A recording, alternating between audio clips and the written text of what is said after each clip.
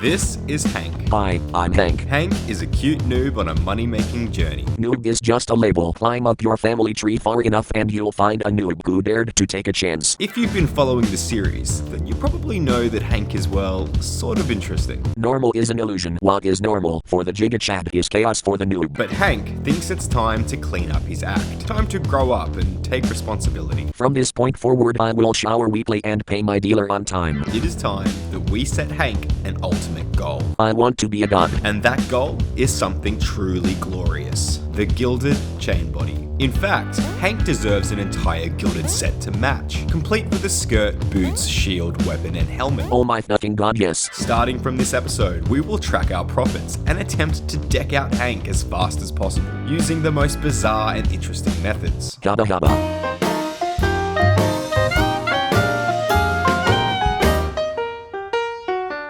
Hello and welcome. Today we're going to help our buddy Hank again, with some bizarre and unorthodox money-making methods, all in an attempt to help Hank with his mission to attain prestigious gilded armor. For this episode, I will be using a lot of methods recommended by viewers, with some other interesting methods trickled in. Please leave a comment below with any interesting methods that you might have. I really enjoyed trying these ones out. First up, we have a method recommended by Marcus Potter RC, which is yellow feathers.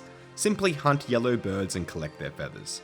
To be specific, we will be hunting the golden warbler bird, which requires 5 hunter and at least 1 bird snare. I will be using multiple bird snares since I'm 99 hunter. These birds can be found in the Uza hunter area, which is in the desert, so you'll want to bring desert robes and water skins. There's lots of methods to get there, but honestly it's a really fast run from Shantae's Pass. Golden birds to earn golden armor for Hank. How fitting. Let's see how many feathers I can get in 20 minutes. Alright, up to 20 minutes, I collected 566 yellow feathers, which instantly sold for 103k. If we times that by 3, we'd make approximately 309k per hour doing this method. Not bad. Okay, next we have a method recommended by Kit, which is making oomli wraps. Raw oomli wraps go for around 10k each. We'll need to have started the Legends quest and have 50 cooking. We'll be heading to the Karazi jungle. To make raw oomli wraps, simply hunt oomli birds for their meat and shake leafy palm trees found near the small water hole for palm leaves to wrap the meat in. Let's see how many wraps we can make in 20 minutes. Alright, we managed to make 50 oomli wraps, which sold in a couple of hours for 514k. If we times that by 3, we'd make approximately 1.5 mil per hour, which is definitely one of the better methods. Alright, next we have another food related method, and that's making raw wild pies. These pies are used by players to quickly train cooking a magic by using the bake pie spell. To make them, we'll need raw bear meat, raw chompy, raw rabbit, and a pie shell, with the meat added in that order. Simply use 14 raw bear meat on 14 pie shells. This will bring up a menu to make part wild pies. Click make all.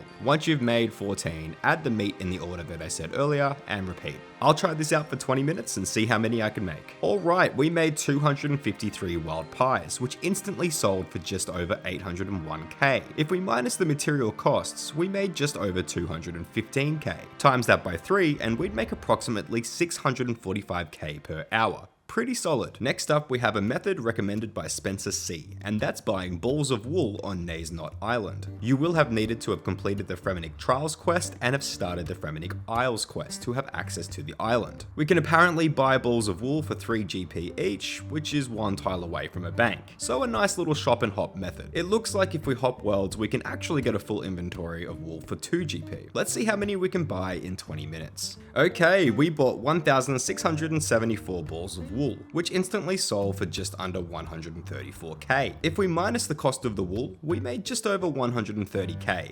Times that by 3 and we'd make approximately 390k per hour. Quite a decent method. Next up, we have a classic method, which is making compost. For this one, we'll be turning super compost into ultra compost. This requires super compost, which costs around 50 coins, and 2 volcanic ash, which are around 106 GP each. Simply add the volcanic ash to the compost and profit. Let's see how many we can make in 20 minutes. Alright, we managed to make 860 ultra compost, which sold for just under 375k. If we minus the material costs, we made just over 152k. Times that by 3 and we'd make approximately 457k per hour. And bonus points because this method is extremely AFK. Next up, we have an ethically questionable method. or perhaps to some, and that's picking up other people's bone drops at Slayer tasks. A lot of the time, people will leave their bone drops on the ground to stay at tasks for longer, so we'll be trying to profit off exactly that. For this one, I've decided to try worms, since their bones are currently selling for 1.6k each. So for this method, you'll need to traverse through the Karulm Slayer dungeon. One easy option to get there is use the fairy ring code CIR. Make sure you have boots of stone to negate the damage taken from the volcano floor. These boots can simply be purchased from any Slayer store for 200 GP. Now I'm going to hop until I find people killing worms and see how many bones I can get in 20 minutes. Okay, so I hopped worlds for about 10 minutes with absolutely no luck. Literally no drops that I could see on the ground at all.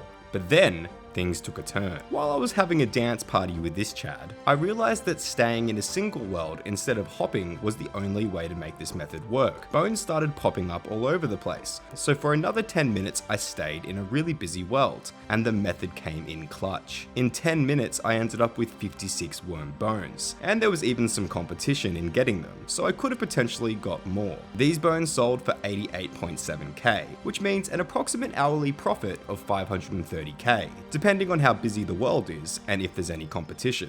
Alright, so now just a little bonus. These boots of stone gave me an idea. You can buy them for 200 GP, and they're selling on the Grand Exchange for 350 GP. So I'll buy 100 and see how much I can sell these off for. The boots cost me just over 20k from the Slayer Master, and I sold them off for 34.7k. A tidy little 14.7k profit in a few minutes. Nothing to write home about, but it was worth a shot. If you did want to try this method for some reason, I'd recommend buying it from Neve or Steve, since they're quite close to a bank. Okay, now this method is an interesting one. For those of you who don't know, there's an unlimited supply of mithril grapples inside a crate in the Armadillo section of the God Wars dungeon. These grapples go for about 1.3k each on the Grand Exchange. So naturally, we're going to try and use this to our advantage. For this method to work, you will want to wear one item from each god within the God Wars dungeon, just to de-aggro the monsters in there. You will also need 70 range to access the area and a mithril grapple to get over there in the first place. Once you're in, drop your grapple and get a new one from the crate, and just keep doing that until you fill the inventory up. Bank and repeat. Let's see how many we can get in 20 minutes. Alright, we managed to collect 237 mithril grapples, which sold for 258k. If we times that by 3, we'd make approximately 774k per hour. Not a bad method at all. Now, for this one we'll need a bit of starting cash. Currently, shield right halves are going for about 780k on the Grand Exchange, but these can be purchased after completing the Legends quest for 750k at the Legends Guild shop. Let's try this out by buying 10 and seeing how much money we can make. Okay, well 10 of these shields cost us 7.5 mil, and we sold them off for just over 7.7 mil, which is a profit of just over 200k, and it only took about 5 minutes to buy these shields. I did have to leave the shields in the Grand Exchange overnight, but by the time I woke up, they had all sold. So this is a really solid method. Alright, now for the moment that we've all been waiting for. How much money have we made to put forward to Hank's Gilded Swag Fund? Well, we managed to pull in a total of 1.7 mil GP profit, which means we can get not one, but 2 gilded pieces for our buddy Hank. Oh wow, yay. I've decided that we'll get the gilded chain body and plate skirt to start off. It's time for Hank to get his swag on.